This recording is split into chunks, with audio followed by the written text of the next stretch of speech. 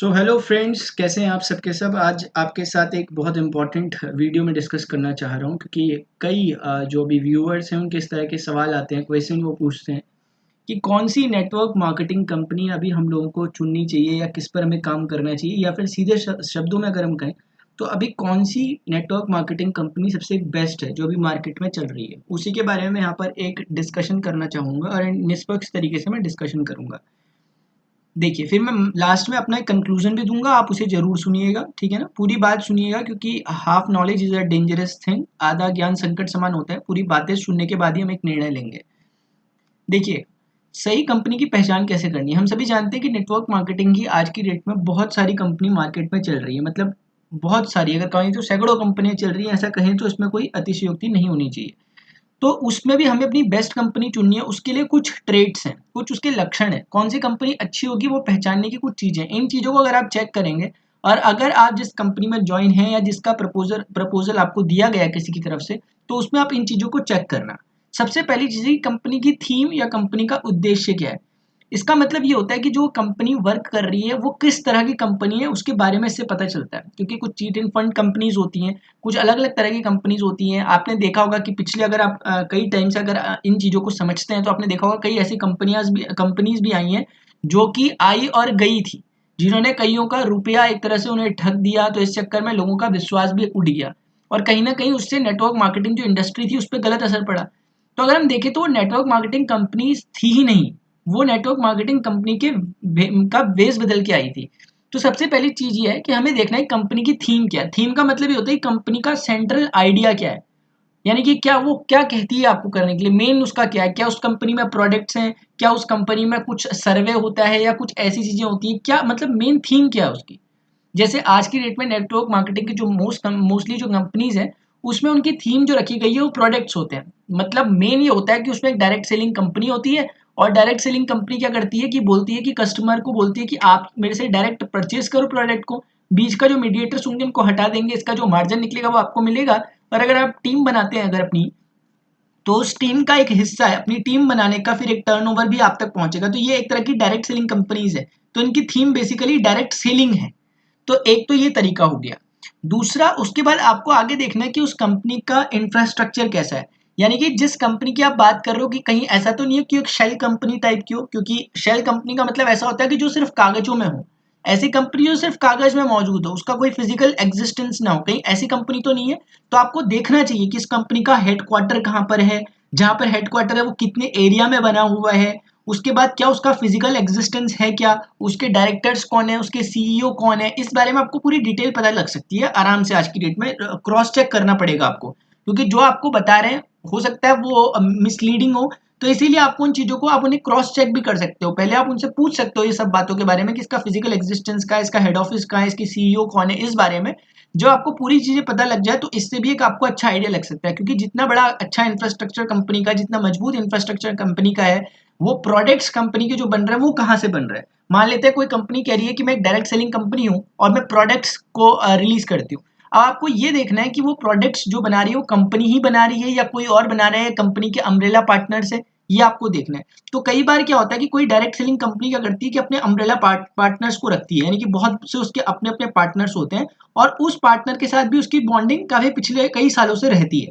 तो इन कंपनी को भी रिलायबल माना जा सकता है। तो ये देखना होता है, क्योंकि किसी भी एक कंपनी के लिए पॉसिबल नहीं होगा कि वो 500-600 प्रोडक्ट अकेले बनाए, तो इसीलिए वो इन पार्टनर्स को रखती है। तो अगर इस तरह की कंपनीज भी हो तो भी एक अच्छी बात है। तो देखना क्या है, इंफ्रास्ट्रक्चर कितना मजबूत है ये देखना बहुत जरूरी है आप लोगों को, ठीक है ना।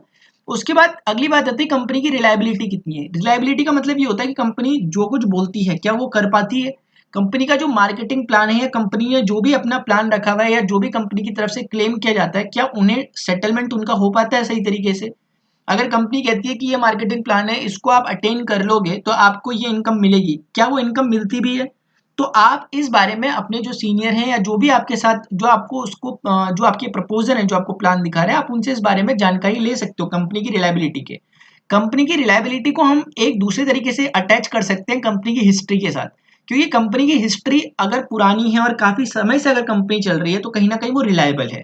क्योंकि अगर कोई कंपनी 10 साल 15 साल 20 साल 25 साल से अगर चल रही है तो आप समझ सकते हो कि अगर वो कंपनी इतने टाइम से चल रही है तो जरूर वो जो उसके रूल्स एंड रेगुलेशंस होती होगी उनको फॉलो करती होगी। इसका मतलब कहीं ना कहीं कंपनी रिलायबल की श्रेणी में आ जाएगी।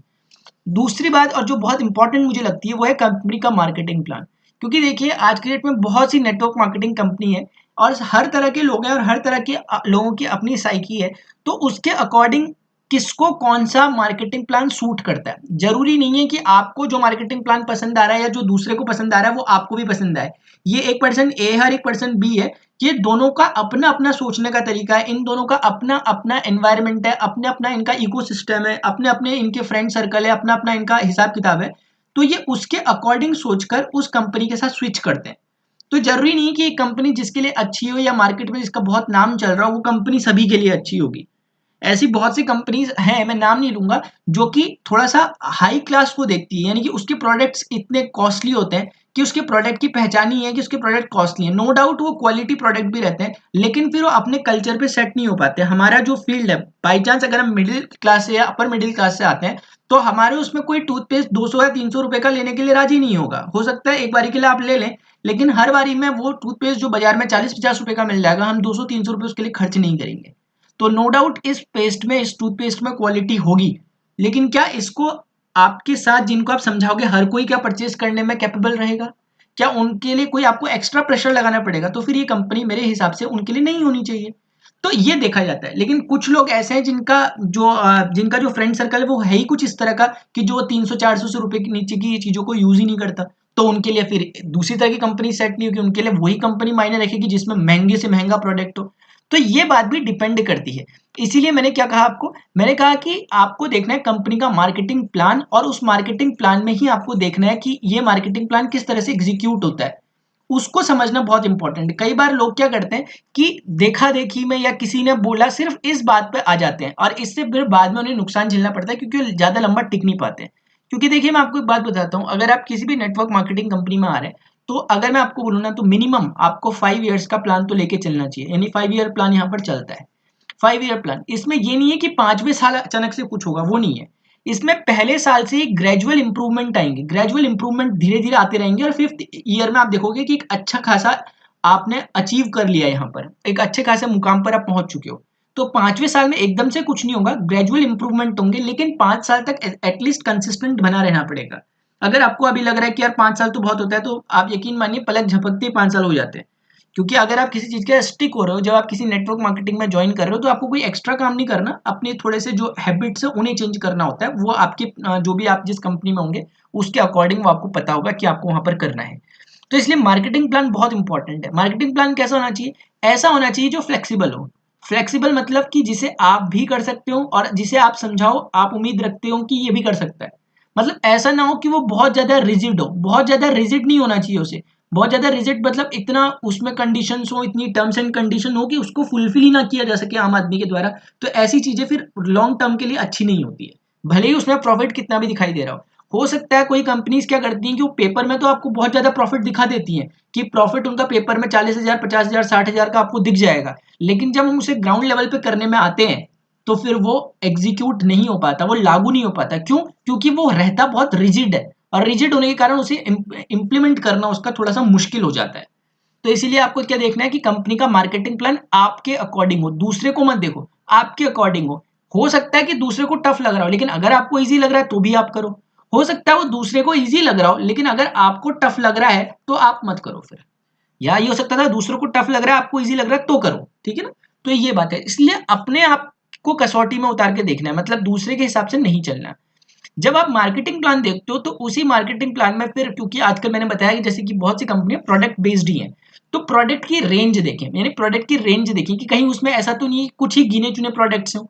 क्योंकि अगर मान लेते हैं, एक बारी के लिए मैं आपसे जिक्र कर रहा हूँ कि आज की डेट में डायरेक्ट सेलिंग कंपनीज में किस किस तरह के प्रोडक्ट्स आते हैं। देखिए उसमें हेल्थ प्रोडक्ट्स आते हैं, जैसे हेल्थ सप्लीमेंट्स टाइप के आते हैं, है ना। मैं आपको बता देता हूँ क्या क्या आते हैं। जैसे हेल्थ सप्लीमेंट्स आते हैं, ये एक वैरायटी होती है। उसके बाद एफएमसीजी के प्रोडक्ट आते हैं, यानी कि जो आपके पास कंज्यूमर्स गुड होती हैं वो वाली।